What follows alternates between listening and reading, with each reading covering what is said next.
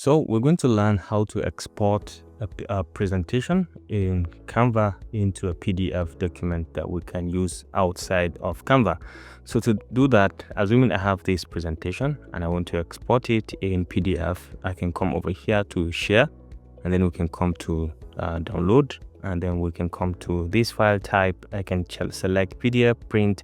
This is best for printing, or PDF standard, which is my favorite. Of course, you can select the number of pages that you want to export in the PDF.